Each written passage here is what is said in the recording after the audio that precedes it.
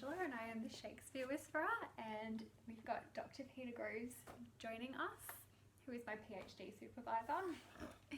And welcome to our third video in the series that we're doing on Measure for Measure. So if you're just joining us, we are reading through the play, not word by word, but we're going through and discussing things that we find interesting, and we're focusing on themes such as self-knowledge and self-deception. We're looking at politics, manipulation, all the fun things really. So we recommend that you have a copy of the play with you to read along with us as we go. And at the moment we're up to Act 1, Scene 4. Indeed. A lot of the things, of course, that make Shakespeare such a strikingly modern writer in so many ways. As Ben Jonson famously said, he was not of an age, but for all time. Oh, so true. So true. Okay, so the next scene is set in a nunnery.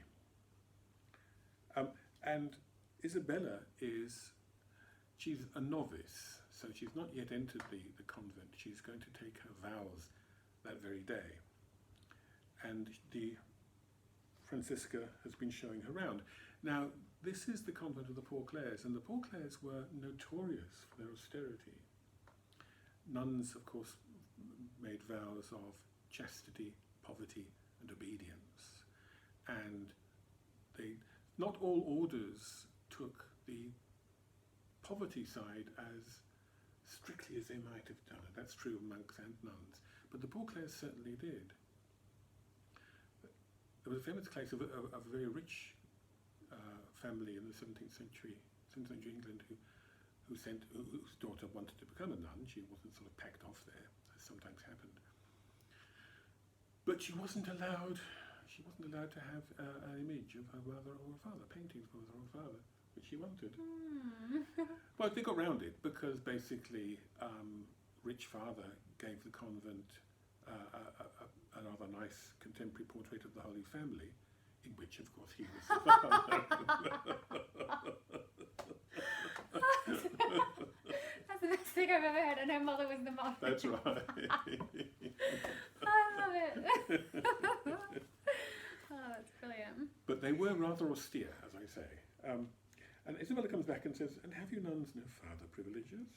And this is the first time that we're meeting Isabella. She's Yes. a major character in the play. We've heard of her before when her brother is being dragged off to prison for impregnating his common law wife. So it's a hugely unjust thing to do. And he says as he's being dragged away, "Go and find my sister. Go and get my sister. She's very smart and she has great influence over men. Get her to speak for me." So now we're at her convent. Now we're meeting her for the first time. Yes. Shakespeare often does this. He defers the entry of a major character, and then we get a lot of opinions about them, and then we have to kind of gauge those opinions against what we make of the character themselves. Now, it's an interesting form of words, but it's often overlooked, I think, by commentators on the play. Because when you say, "Have you no X," say, I don't mean eggs, I mean X, like X could be anything. Yep. Have you no bananas? Yes. What I mean is, I would expect to find bananas here. Why haven't you got any bananas? So I might say, "Have you no bananas?" to a greengrocer.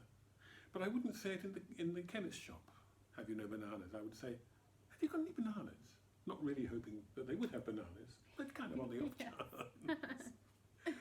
So it's quite clear that she is shocked by the austerity that she's seen. She is not ready for this. She's a young woman. She's not quite ready to bury herself in this, well, as I say, poverty and austerity and strictness of life. And the nun understands her perfectly. "Are not these large enough?" she says. What were you expecting? Yes. We've got a crumb of bread every day Exactly. and a hard concrete slab upon which to rest. Exactly. What, are these not privileges large enough? Yes, exactly. I don't know, modern young people. We're here to pray. And Isabella tries to pretend that she meant the first one, that she meant, and have you nuns any father privilege? Hey, if she'd said that, that would have been fine, Anything else, possibly? That's okay, if there isn't. So she furiously backpedals And this is fascinating because, again, our first introduction to her is showing us somebody who really doesn't understand themselves. She has this youthful enthusiasm, this strong, almost adolescent sense of piety. And she really believes that she's cut out to be a nun, where all the evidence is that she isn't actually really at all cut out to be a nun. And so she suddenly starts backpedaling. Oh, yes, truly, I speak not as desiring more, but rather wishing a more strict restraint upon the sisterhood. Which, of course, is absurd. You can't have a more strict restraint. What I like about this as well is that critics so often take her at face Yes. value, take her at her word and Yes. say, see, Isabella, there was just a misunderstanding and the nun didn't appreciate how super holy That's Isabella right. was, that she, like, you know, out poor Claire'd the poor Claires themselves. That's right. But, you know, as you've explained, she's clearly shocked. Is there nothing else? That's it. She's Oh stunned. no, I meant there was too much. Yes. I meant, like, why don't you have less Exactly. privileges? Yes. One bath every 3 years. Yeah. You know? Not every 2 years. Not every 2 years. Yeah. Well, that's exactly it. It's interesting that there's a long tradition, particularly in the 20th century, of reading this play allegorically, reading the characters not as representations of credible human psychologies, but as abstractions. So the Duke is majesty, and Isabella is virtue or something, and Angela is hypocrisy. And this is so foreign to the way Shakespeare works, to the way the play works. It's like a kind of reading you could only arrive at if you'd read a rather poor Wikipedia summary of the plot, rather than the play itself. And so there's a lot of adulation of the Duke and his nobility and his majesty, and Isabella, who is above reproach. You know?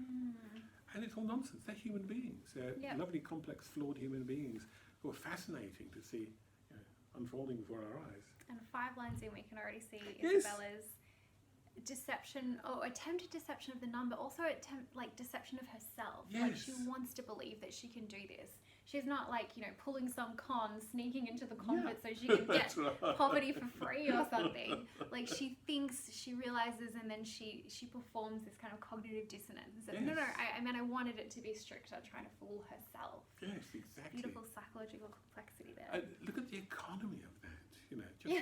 it's just amazing. 5 isn't it? lines. 5 lines. And all of that about her character is established. Yeah. And then we get Lucio coming in. Now, Lucio is a rather sort of raffish figure, isn't he? He's a sort of young man about town, a bit sort of naughty. Well, we meet him in a brothel. We meet him in a Just brothel. start. That's right. That's right. We've already had him, of course, so far. And he was the one that Isabella's brother sent to go and find her. That's right. So he's come to the nunnery to solicit her, so to speak. And the nun gives her a taste of the kind of enclosure she'll experience, because she explains that since she hasn't yet taken her vows, she's allowed to speak to this man, whereas, of course, she won't be allowed to speak to him when you've vowed, you must not speak with men but in the presence of the prioress. Then, if you speak, you must not show your face, or if you show your face, you must not speak. So, it's a rather kind of constrained existence. Pretty hardcore, yeah. Yes. So she's allowed to answer him because she can speak to him as a not yet enrolled. What's the word? Taken her vows. She's A mental blank. Yes. Professed. Professed. Hasn't Oh, done very her good. profession yet. Had not a profession, yes. And Lucio comes in very breezily. Hail, Virgin, if you be, which is slightly inappropriate. That's so cheeky. As those cheek roses proclaim you are no less. That's actually very interesting, because Lucio has no conception of the notion of a kind of self-denial, of ascetic devotion, and so on. There's in Midsummer Night's Dream, the Duke talks about Hermia becoming a nun and chanting faint hymns to the cold, fruitless moon, as a sort of a kind of set-apart, cloistered, ascetic life, if you like. But for Claudia, a virgin is simply somebody who hasn't been rogered yet, you know, and she's kind of ripe for the plucking. She's got pink cheeks. Roses. Roses. Yeah. That's the only way you can understand the notion of virgin. Somebody who hasn't yet, well, married, shall we say, to be nice about it. And he asks for Isabella, and of course she explains that she is indeed Isabella. And notice her response here. Lucio explains his crime. He's in prison for that which, line 27, if I myself might be his judge, he should receive his punishment with thanks. He hath got his friend with child. And Isabella's response is not horror or shock or anything, but sir, make me not your story. It's kind of matter of fact as a response. It's not outrage or horrified or. Yeah, your brother's in prison. Incidentally, notice I've been calling attention to rests or silent beats. There's one here which is probably a gesture from a shrug, if you like, from Lucio, because Lucio doesn't take any of this terribly seriously. So, sir, make me not your story, 'tis true. So that there is the visible shrug, if you like. Well, what are you going to do? These things happen,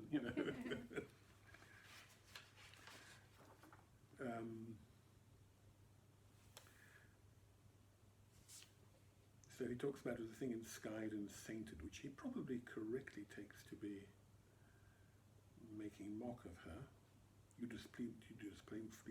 You do blaspheme the good in mocking me.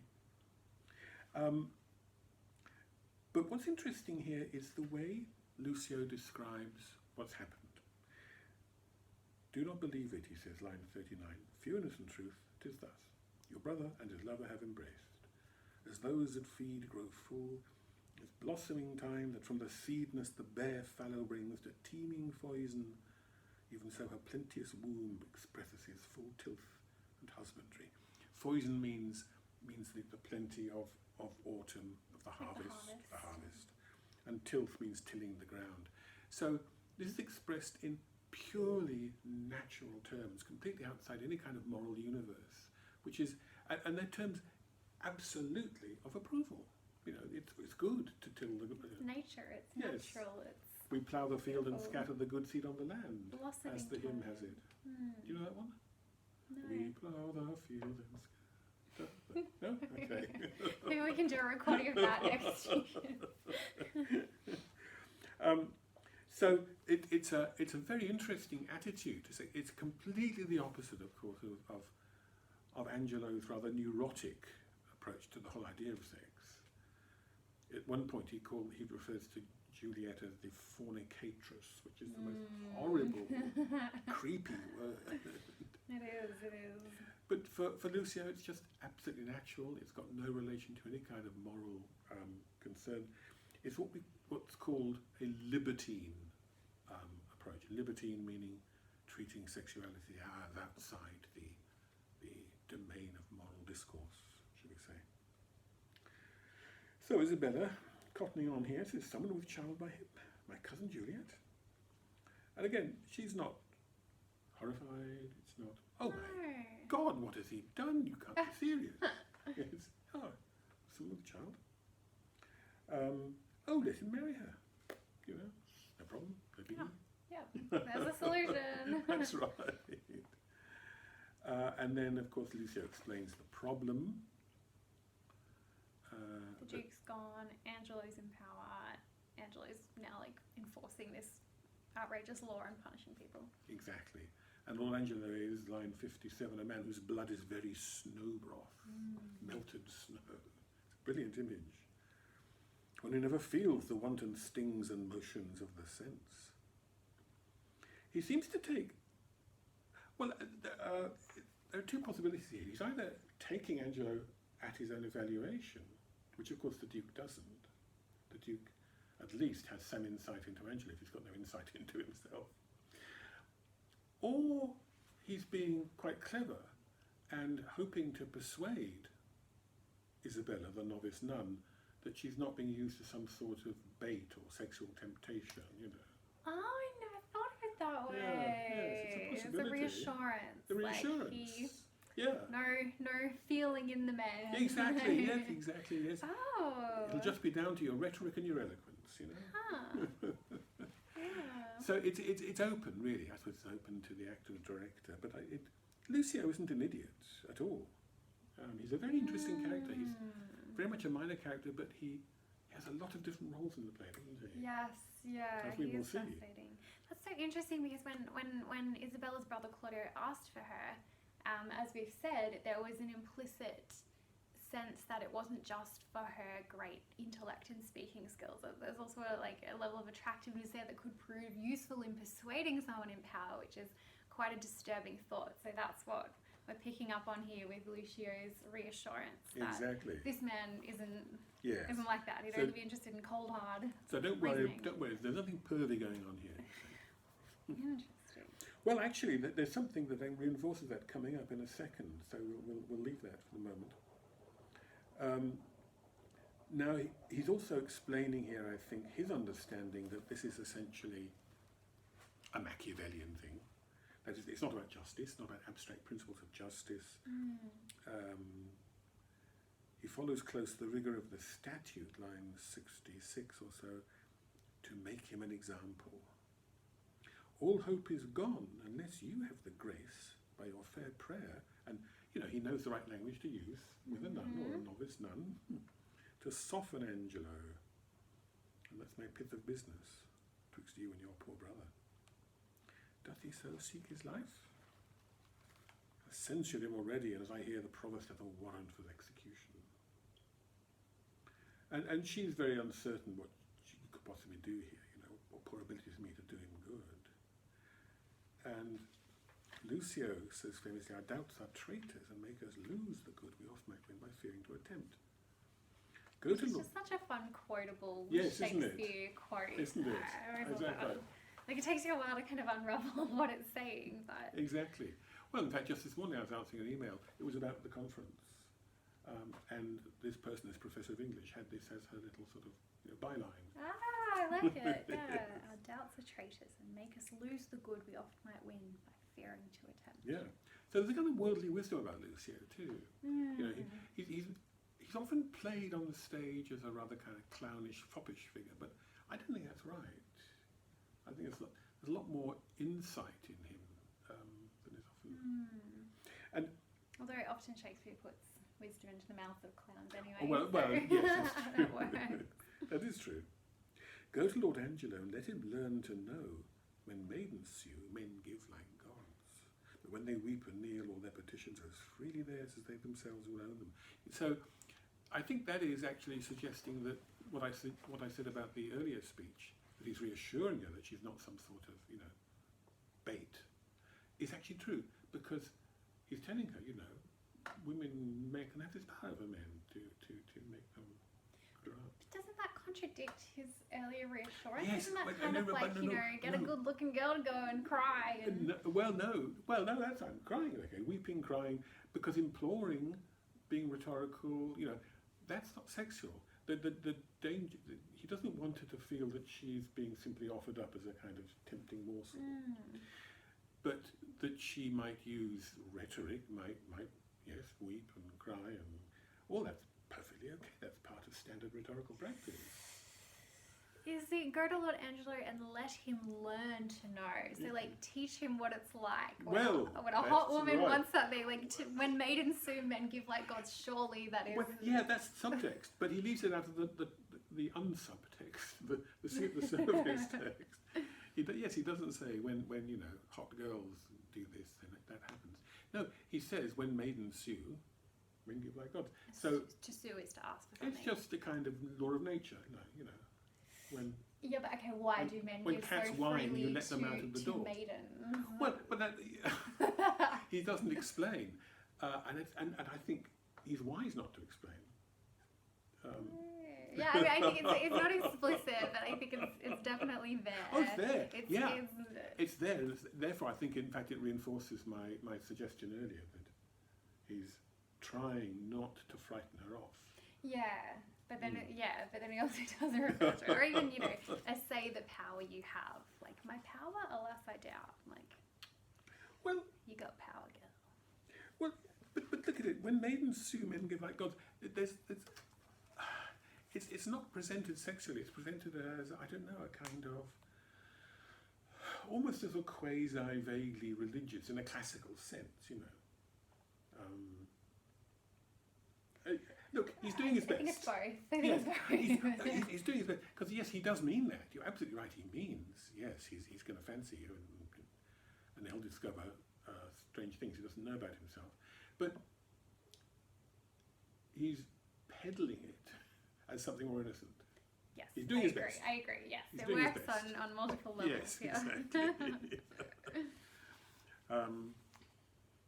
I'll see what I can do. Isn't that wonderful? That's such modern English. I'll see what I can do. Yeah, right. But speedily. So she's off. She's off. She's not going to wait a moment. So she really does. And it's important to note she's not half-hearted in this, because you might think that from the beginning of the scene when she first meets Angelo. She's absolutely keen to. She loves her brother. She wants to help him. She goes immediately.